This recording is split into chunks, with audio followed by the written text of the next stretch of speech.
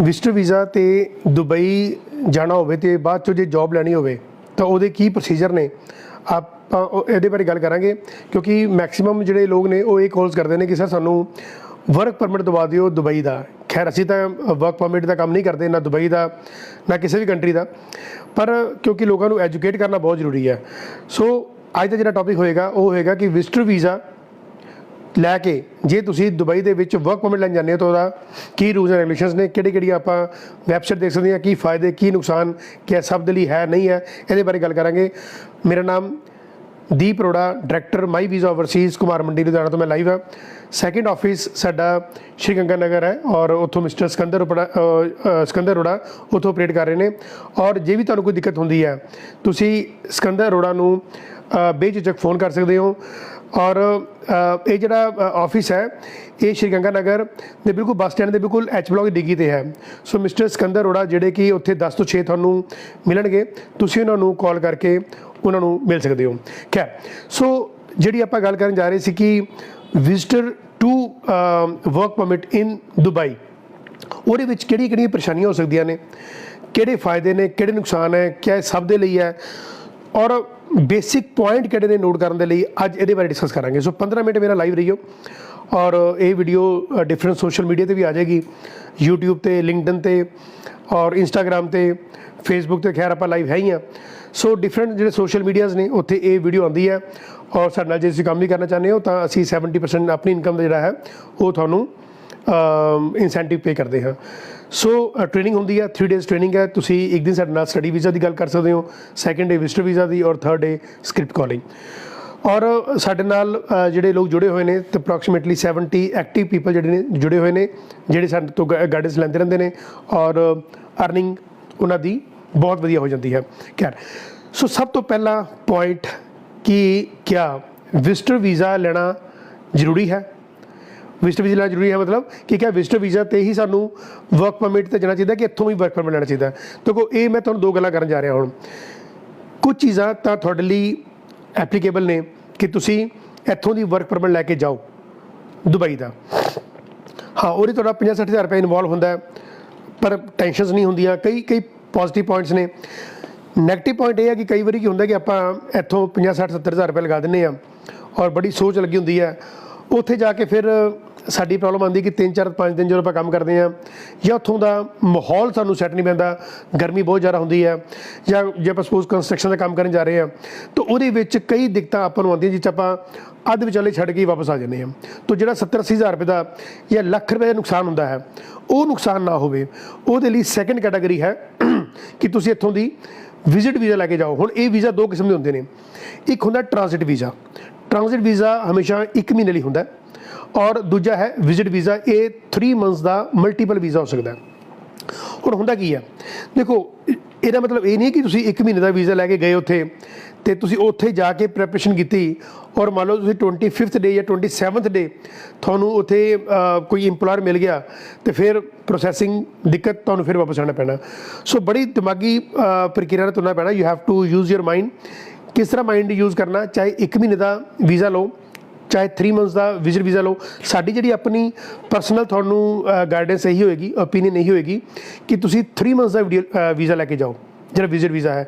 1 ਮਹੀਨੇ ਦੇ ਵੀਜ਼ੇ 'ਚ ਕਈ ਵਾਰੀ ਕੁਝ ਕਲੈਰਿਟੀ ਨਹੀਂ ਹੋ ਪਾਉਂਦੀ ਜਾਂ ਸਮਾਂ ਬਹੁਤ ਜਲਦੀ ਬੀਤ ਜਾਂਦਾ ਹੈ। ਤਾਂ ਤਰੀਕਾ ਕੀ ਹੈ?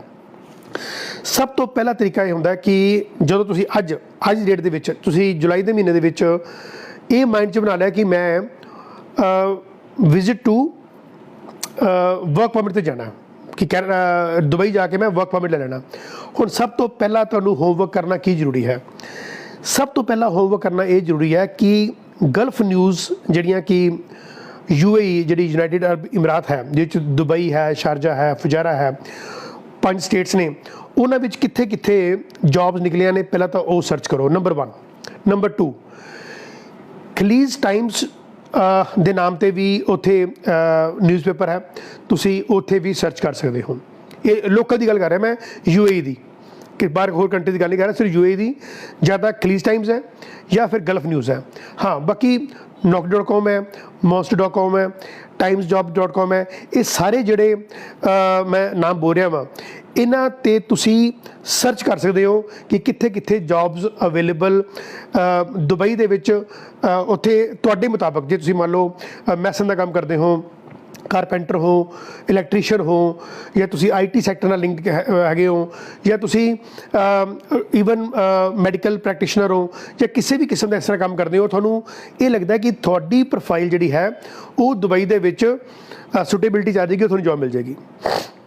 तो एक तो मैं तुहानूं गल्लां कीतियां कि जॉब सर्च करके जाओ, जिहड़ा सब तो ज़्यादा इंपोर्टेंट है। ये नहीं कि तुसी दुबई पहुँच गए, हुण तुसी लग रहे हो पै 2-4 दिन उत्थे आराम नाल खादा पीता ऐश कीती, फिर कहने हुण 5-7 दिन हो गए ने, चलो हुण जॉब स्टार्ट करिए सर्च करनी।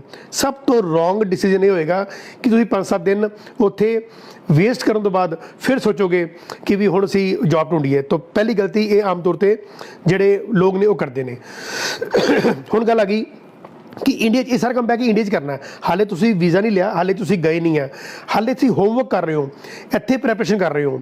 तो तुहानूं मैं वैबसाइट का नाम दसते, हाँ एक बहुत वधिया एप्लीकेशन हैगी है, वो मैं तुहानूं मैं उन्होंने डाउनलोड भी किया सी, दुबे जिल के नाम से। मैं स्पैलिंग बोलदा DUBIZZLE, दुबेजिल।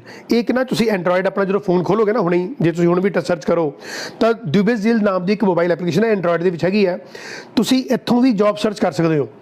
तो किसी को ਲੱਖਾਂ ਰੁਪਏ देने की लोड़ नहीं है। मेरा मकसद यही होता है कि ਤੁਹਾਨੂੰ एजुकेट किया जाए, अवेयर किया जाए कि 50,000 ਲੱਖ रुपए दे के तुसी जॉब ਇੱਥੋਂ ना लवो। हाँ ਜਿਹੜੇ लेना चाहते हैं उन्होंने खैर मैं नहीं रोक सकता, पर ਜਿਹੜੇ सोचते हैं कि ਸਾਡੇ 'ਚ कैपेबिलिटी है कि ਅਸੀਂ ਉੱਥੇ जाके जॉब ढूंढ सकते हैं, क्योंकि 6,000 दराम के करीब ਤੁਹਾਨੂੰ जॉब मिल सकती है। कैन यू इमेजिन कि 6,000 दराम ये जॉब ਤੁਹਾਨੂੰ मिल सकती है।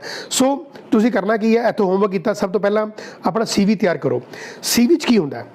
सब तो पहला पॉइंट, CV ਦੇ ਵਿੱਚ ਤੁਸੀਂ ਆਪਣੀਆਂ ਜਿਹੜੀਆਂ ਕੁਆਲਿਟੀਜ਼ ਨੇ, ਤੁਸੀਂ ਕਿਸੇ ਵੀ ਪ੍ਰੋਫੈਸ਼ਨਲ ਲਿੰਕਡ ਹੈਗੇ ਹੋ, ਉਹ ਤੁਸੀਂ ਦੇ ਸਕਦੇ ਹੋ। ਦੂਸਰਾ ਪੁਆਇੰਟ ਜਿਹੜਾ ਬੜਾ ਇੰਪੋਰਟੈਂਟ ਹੈ ਉਹ ਹੈ ਤੁਹਾਡਾ covering letter. Letter of covering ਦੇ ਵਿੱਚ ਤੁਸੀਂ ਆਪਣੀ ਜ਼ਿੰਦਗੀ ਦੇ बहुत वधिया ਜਿਹੜੇ जो तुसी काम किया है वो तुसी कर सकते हो। तो सोनिया जी ने स्पैलिंग क्लीयर किए ने, सो आई की जगह ई है। सो इट्स ग्रेट कि तुसी नाल साडे जुड़ते रहने हो और जी कुछ हद तक जी एरर मिसटेक होंदी है वो दस दिओ, तो एक बड़ा अच्छा लगता है सानू। खैर जुड़े रहियो मेरे नाल सोनिया जी। सो कहने का मकसद ये है कि जिहड़ा साडा जिहड़ा वे है तुहानू एजुकेट करन दा, वो तो विद स्पैलिंग भी है कि तुहानू असीं वैबसाइटां दे नाम दस दईए, तुहानू असीं हर चीज़ दस दी ताकि किसी किस्म की दिक्कत ना आए। खैर जो असीं कवर लेटर बना लिया, CV बना लिया, उस तो बाद थोड़ा नैक्सट प्रोसैस की होंदा है, तुसीं अपना 3 महीने जो वीज़ा है वो अप्लाई करो। देखो जो तो वीज़ा ट्रांजिट वीज़ा है वो तकरीबन 6500-7000 के करीब मिल जाता है। बट असी चाहांगे कि वो वीज़ा, हाँ जी असीं बहुत इंटैलीजेंट हो कि ठीक है सर असीं महीने के उत्थे जॉब लै ही लैनी है, फिर 1 महीने वीज़ा बहुत है। अदरवाइज़ 3 मंथ्स के वीज़ा के थोड़ी माइंड सैटिस्फैक्शन रहिंदी है कि जो तुसीं उत्थे जाने हो और जो जॉब सर्च करते हो, चलो 2-4 दिन 5 दिन 10 दिन जॉब नहीं भी मिलती, मान लो तुसीं इंटरव्यूज़ दे रहे हो, you are in the process to for the interview. So वो की होंगे कि थोड़ा माइंड के टेंशन नहीं रहती कि ठीक है मेरे को 90 दिन है ने और मैं ये जॉब ढूंढ लवांगा। खैर अच्छा हुण गल आ गई कि तुसीं उत्थे जॉब हुण सर्चिंग मोड 'ਚ आ गए। सब तो पहला पॉइंट की होंदा कि जिहड़े इंप्लॉयर ने, हुण इंप्लॉयर नूं ये पता होंदा कि तुसीं ਤੁਹਾਨੂੰ कुछ नहीं पता दुबई के रूल्स एंड रेगूलेशनस बारे, क्योंकि जो इंप्लॉयर ने वो खैर पिछले 10-15-20 सालों तो उत्थे अपना काम कर रहे हैं, उन्होंने कोल इंप्लॉई ने कोटा है, उन्होंने कोल HR टीम होंदी है, उन्होंने कोल फुल फ्लैज नॉलेज होंदी है। पर जो आप इंडिया तो जाने दुबई दे विच ते आपां नूं उन्हां दी कंट्री बारे नॉलेज नहीं। सो एक मेरी को ओपीनियन है कि जो तुसीं किसी कंट्री जाना होवे उन्हां दे रूल्स एंड रेगूलेशनस जिहड़े विकीपीडिया 'च ने वो तुसीं एक बार जरूर चैक कर लिया करो। खैर हुण इंप्लॉयर तुहानूं मिल गया, हुण इंप्लॉयर तुहानूं ये कह रहा कि ठीक है कि तुहानूं असीं जॉब दे देंगे बट सैलरी तुहानूं इन्नी नहीं देंगे। तुहानूं पता होना चाहिए कि इन्नी जिहड़ी सैलरी है जिहड़ी उस प्रोफैशन के लिए या उस टाइटल के लिए उस डेजिग्नेशन के लिए किन्नी जिहड़ी सैलरी है वो रिक्वायर्ड है, वो तुहानूं पता होनी चाहिए है। तुसीं बारगेनिंग कर सकते हो इंप्लॉयर के नाल। खैर चलो हुण कॉन्ट्रैक्ट हो गया, कॉन्ट्रैक्ट के थोड़ा जो ऑफर लैटर है उस सैलरी जी लिखी जानी चाहिए है ਨੰਬਰ 2 ਉਹਦੇ ਵਿੱਚ ਤੁਹਾਨੂੰ ਅਕੋਮੋਡੇਸ਼ਨ ਕੰਪਨੀ ਦੇਗੀ ਨਹੀਂ ਦੇਗੀ, ਇਹ ਵੀ ਧਿਆਨ ਤੁਹਾਨੂੰ ਰਹਿਣਾ ਚਾਹੀਦਾ ਹੈ। ਨੰਬਰ 3 ਫੂਡ ਕਿਹਦੇ ਵੱਲੋਂ ਹੋਏਗਾ, ਤੁਸੀਂ ਸੈਲਫ ਪ੍ਰੀਪੇਅਰ ਕਰਨਾ ਜਾਂ ਤੁਹਾਨੂੰ ਕੰਪਨੀ ਦੇਗੀ। ਫਿਰ ਟਰਾਂਸਪੋਰਟੇਸ਼ਨ, ਕਈ ਵਾਰੀ ਟਰਾਂਸਪੋਰਟੇਸ਼ਨ ਤੁਹਾਨੂੰ 10-12 ਕਿਲੋਮੀਟਰ ਤੋਂ ਉਸ ਕੰਪਨੀ ਵੱਲ ਜਾਣਾ ਪੈਂਦਾ ਹੈ, ਤਾਂ ਜਿਹੜਾ ਆਉਣ ਜਾਣ ਦਾ ਖਰਚਾ ਹੁੰਦਾ ਉਹ ਵੀ ਕੰਪਨੀਆਂ ਬੀਅਰ ਕਰਦੀਆਂ ਨੇ। ਪਰ ਡਿਪੈਂਡ ਕਰਦਾ ਕਿ ਤੁਹਾਡੀ ਇੰਟਰਵਿਊ 'ਚ ਤੁਸੀਂ ਕਿਸ ਤਰ੍ਹਾਂ ਪ੍ਰੀਪੇਅਰ ਕਰਕੇ, ਤੁਹਾਡੀ ਕੈਸੀ ਬਾਡੀ ਲੈਂਗੁਏਜ ਹੈ ਕਿ ਤੁਸੀਂ ਉਹਨਾਂ ਨੂੰ ਸਮਝਾ ਸਕਦੇ ਹੋ ਕਿ ਵੀ ਆਹ ਮੇਰਾ ਪ੍ਰੋਫਾਈਲ ਹੈ ਅਤੇ ਮੈਂ ਇਸ ਪ੍ਰੋਫਾਈਲ ਲਈ ਆਇਆ ਵਾਂ ਔਰ ਮੈਨੂੰ ਆਹ ਚੀਜ਼ਾਂ ਚਾਹੀਦੀਆਂ ਨੇ। ਚਲੋ ਖੈਰ, ਹੁਣ ਤੁਹਾਡੀ ਸਾਰੀ ਸੈਟਲਮੈਂਟ ਹੋ ਗਈ ਇੰਪਲੋਇਰ ਦੇ ਨਾਲ। ਹੁਣ ਗੱਲ ਸਭ ਤੋਂ ਵੱਡੀ ਜਿਹੜਾ ਪੁਆਇੰਟ ਹੈ ਉਹ ਗੱਲ ਆਉਂਦੀ ਹੈ ਮੈਡੀਕਲ 'ਤੇ। ਆਮ ਤੌਰ 'ਤੇ 60 ਡੇਜ਼ ਤੋਂ ਪਹਿਲਾਂ ਤੁਹਾਨੂੰ ਮੈਡੀਕਲ ਕਰਾਉਣਾ ਪੈਂਦਾ ਹੈ, ਅਤੇ ਜਿੰਨੇ ਵੀ ਮੈਕਸਿਮਮ ਇੰਪਲੋਇਰ ਨੇ 80% ਮੋਰ ਦੈਨ 80% ਇੰਪਲੋਇਰ ਕੀ ਕਰਦੇ ਨੇ, ਉਹ ਤੁਹਾਡਾ ਪੈਸਾ ਯੂਜ਼ ਕਰਦੇ ਨੇ ਮੈਡੀਕਲ ਦੇ ਲਈ। ਜਦ ਕਿ ਮੈਡੀਕਲ ਅਤੇ ਮੈਡੀਕਲ ਇੰਸ਼ੋਰੈਂਸ ਇਹ ਜਿਹੜੀ ਰਿਸਪੌਂਸਿਬਿਲਿਟੀ ਹੁੰਦੀ ਹੈ ਇਹ ਇੰਪਲੋਇਰ ਦੀ ਹੁੰਦੀ ਹੈ, ਕਿਉਂਕਿ ਸਾਨੂੰ ਪਤਾ ਨਹੀਂ ਹੁੰਦਾ। ਅਸੀਂ ਕਹਿੰਦੇ ਠੀਕ ਹੈ ਜੀ, ਤੁਸੀਂ ਕਹਿੰਦੇ ਹੋ ਕਿ ਵੀ ਮੈਡੀਕਲ ਅਸੀਂ ਆਪਣੇ ਕੋਲੋਂ ਕਰਾਈਏ, ਠੀਕ ਹੈ ਜੀ, ਮੈਂ ਮੈਡੀਕਲ ਆਪ ਕਰਾਉਣਾ, ਆਪਣੇ ਲਈ ਕਰਾਉਣਾ, ਅਤੇ ਮੈਂ ਆਪਣਾ ਜਿਹੜਾ ਪੈਸਾ ਹੈ ਉਹ ਦੇ ਰਿਹਾ ਵਾਂ। ਸੋ ਮੈਡੀਕਲ ਕੋਸਟਲੀ ਹੁੰਦਾ, ਤੁਸੀਂ ਉਹ ਜੇ ਤੁਹਾਨੂੰ ਨਹੀਂ ਪਤਾ ਤੁਸੀਂ ਆਪਣੇ ਕੋਲੋਂ ਬੀਅਰ ਕਰੋਗੇ। ਅਦਰਵਾਈਜ਼ ਇਹ ਜਿਹੜੀ ਡਿਊਟੀ ਹੈ ਇਹ ਇੰਪਲੋਇਰ ਦੀ ਹੁੰਦੀ ਹੈ। ਉਸ ਤੋਂ ਬਾਅਦ ਜਿਹੜੀ ਮੈਡੀਕਲ ਇੰਸ਼ੋਰੈਂਸ ਹੈ ਉਹ ਵੀ ਜਿਹੜੀ ਪ੍ਰੋਵਾਈਡ ਕੀਤੀ ਜਾਂਦੀ ਹੈ ਉਹ ਵੀ ਇੰਪਲੋਇਰ ਤੋਂ ਹੀ ਪ੍ਰੋਵਾਈਡ ਕੀਤੀ ਜਾਂਦੀ ਹੈ। ਸੋ ਕਹਿਣ ਦਾ ਮਕਸਦ ਇਹ ਹੈ ਕਿ ਤੁਹਾਡਾ ਮੈਡੀਕਲ ਹੋ ਗਿਆ। ਮੈਡੀਕਲ ਹੋਣ ਤੋਂ ਬਾਅਦ ਫਿਰ ਤੁਸੀਂ ਜਿਹੜੀ ਮਿਊਨਿਸਪੈਲਿਟੀ ਹੈ ਉੱਥੇ ਜਾਂਦੇ ਹੋ, ਉੱਥੇ ਜਾ ਕੇ ਤੁਸੀਂ ਮੈਡੀਕਲ ਪਲੱਸ ਆਪਣਾ ਜਿਹੜਾ ਪਾਸਪੋਰਟ ਹੈ ਇਹ ਦਿੰਦੇ ਹੋ, ਅਤੇ ਤੁਹਾਡਾ ਜਿਹੜਾ ਵੀਜ਼ਾ ਜਿਹੜਾ ਇੰਪਲੋਇਮੈਂਟ ਵੀਜ਼ਾ ਹੈ, ਜਿਹੜਾ ਕਿ ਵਰਕ ਪਰਮਿਟ ਹੈ, ਉਹ ਕਨਵਰਟ ਹੋ ਜਾਂਦਾ। ਦੇਖੋ ਤੁਸੀਂ ਗਏ ਤਾਂ ਵਿਜ਼ਟਰ ਵੀਜ਼ਾ 'ਤੇ ਸੀ, ਕੋਈ ਵੀ ਕਲਾਇੰਟ ਖੁਦ ਆਪਣੇ ਲੈਵਲ 'ਤੇ ਵਿਜ਼ਿਟ ਵੀਜ਼ਾ ਨੂੰ ਵਰਕ ਪਰਮਿਟ ਦੇ ਵਿੱਚ ਕਨਵਰਟ ਨਹੀਂ ਕਰ ਸਕਦਾ। ਇਹ ਸਿਰਫ ਕੰਪਨੀਜ਼ ਹੈ, ਇਹ ਜਿਹੜੀ ਇੰਪਲੋਇਰ ਨੇ ਜਿਹੜੇ ਤੁਹਾਡੇ ਵੀਜ਼ਾ ਨੂੰ visitor visa to work permit ਦੇ ਵਿੱਚ ਜਾਂ ਇੰਪਲੋਇਮੈਂਟ ਵੀਜ਼ਾ ਦੇ ਵਿੱਚ ਕਨਵਰਟ ਕਰਦੇ ਨੇ। ਸੋ ਸਾਰਾ ਜਿਹੜਾ ਪ੍ਰੋਸੈਸ ਹੈ ਉਹ ਤੁਹਾਡਾ ਇੰਪਲੋਇਰ ਕਰਦਾ ਹੈ। ਪ੍ਰੋਸੈਸ ਕੋਈ ਬਹੁਤ ਵੱਡਾ ਲੰਬਾ ਚੌੜਾ ਨਹੀਂ ਹੁੰਦਾ। ਮੈਕਸਿਮਮ 5-7 ਦਿਨ ਦੇ ਵਿੱਚ ਇਨਕਲੂਡਿੰਗ ਮੈਡੀਕਲ, ਜੇ ਆਪਾਂ ਮੈਡੀਕਲ ਨੂੰ ਆਪਾਂ ਲਾਈਏ 3 ਤੋਂ 4 ਦਿਨ ਦੇ ਵਿੱਚ, ਤੁਹਾਨੂੰ 4 ਦਿਨ ਦੇ ਵਿੱਚ ਤੁਹਾਨੂੰ ਮੈਡੀਕਲ ਦੀ ਰਿਪੋਰਟ ਆ ਜਾਂਦੀ ਹੈ। ਉਸ ਤੋਂ ਬਾਅਦ ਤੁਸੀਂ ਜਦੋਂ ਪਾਸਪੋਰਟ ਸਬਮਿਟ ਕਰਾਉਣਾ ਉਹ ਵੀ 2 ਤੋਂ 3 ਹੱਦ 4 ਦਿਨ ਦੇ ਵਿੱਚ ਤੁਹਾਡਾ ਜਿਹੜਾ ਸਟੈਂਪਡ ਵੀਜ਼ਾ, ਜਿਹੜਾ ਪੇਪਰ, ਜਿਹੜਾ ਵੀਜ਼ਾ ਔਨ ਪਾਸਪੋਰਟ, ਇਹ ਤੁਹਾਨੂੰ ਮਿਲ ਕੇ ਆ ਜਾਂਦਾ ਹੈ। ਔਰ ਇਹ ਵੀਜ਼ਾ 2 ਸਾਲ ਲਈ ਵੀ ਲੱਗਦਾ ਹੈ ਔਰ 3 ਸਾਲ ਵੀ ਲੱਗਦਾ ਹੈ। ਦੇਖੋ ਜਿਹੜੀਆਂ ਤਾਂ ਗੌਰਮੈਂਟ ਫੰਡਡ ਕੰਪਨੀਆਂ ਨੇ ਜਾਂ ਸੈਮੀ ਗੌਰਮੈਂਟ ਨੇ, ਇਹ ਵੀਜ਼ਾ 3 ਸਾਲ ਦਾ ਦੇ ਦਿੰਦੀਆਂ ਨੇ।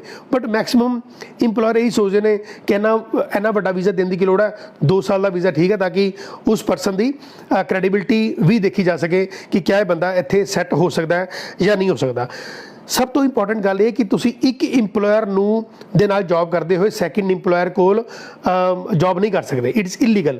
ਤੁਹਾਨੂੰ ਆਪਣਾ ਫਸਟ ਇੰਪਲੋਇਰ ਤੋਂ ਜਿਹੜਾ ਵੀਜ਼ਾ ਹੈ ਉਹ ਕੈਂਸਲ ਕਰਾ ਕੇ ਸੈਕਿੰਡ ਇੰਪਲੋਇਰ 'ਤੇ ਹੀ ਤੁਹਾਨੂੰ ਵੀਜ਼ਾ ਸਟੈਂਪ ਕਰਾਉਣਾ ਪਏਗਾ। ਅਦਰਵਾਈਜ਼ ਤੁਸੀਂ ਇੱਕ ਇੰਪਲੋਇਮੈਂਟ 'ਤੇ ਵੀਜ਼ਾ 'ਤੇ 2 ਜੌਬਸ ਨਹੀਂ ਕਰ ਸਕਦੇ। ਔਰ ਸਭ ਤੋਂ ਖੂਬਸੂਰਤ ਗੱਲ ਜਿਹੜੀ ਜਿਹਦੇ ਲਈ ਮੈਂ ਲਾਈਵ ਹੋਇਆ, ਮੈਨੂੰ ਮੈਕਸਿਮਮ ਫੋਨ ਆਉਂਦੇ ਨੇ ਕਿ ਸਰ ਜਿਹੜਾ ਸਾਡਾ ਪਾਸਪੋਰਟ ਹੈ that is held by the employer, क्या ये लीगल है कि इलीगल है? सारा जो पासपोर्ट है वो साडा मालक ने ले लिया, जो साडे बॉस ने ले लिया, साडी कंपनी ले लिया, तो ये 100% इलीगल है। कोई भी इंप्लॉयर किसी भी क्लाइंट का अपने इंप्लॉय का पासपोर्ट होल्ड नहीं कर सकता। वो होल्ड क्यों करते हैं? ਉਹਨਾਂ ਨੂੰ ਹੁੰਦਾ ਕਿ ਸਾਡਾ ਮੈਡੀਕਲ ਦਾ ਪੈਸਾ ਲੱਗਿਆ ਹੋਇਆ ਜਾਂ ਹੋਰ ਜਿਹੜੇ XYZ ਜਿਹੜੇ ਓਵਰਹੈਡ ਐਕਸਪੈਂਸਿਸ ਹੁੰਦੇ ਨੇ ਉਹ ਲੱਗੇ ਹੁੰਦੇ ਨੇ ਕਿ ਇਹ ਬੰਦਾ ਭੱਜ ਨਾ ਜਾਵੇ, ਉਹਦਾ ਪਾਸਪੋਰਟ ਹੋਲਡ ਕਰ ਲੈਂਦੇ ਨੇ।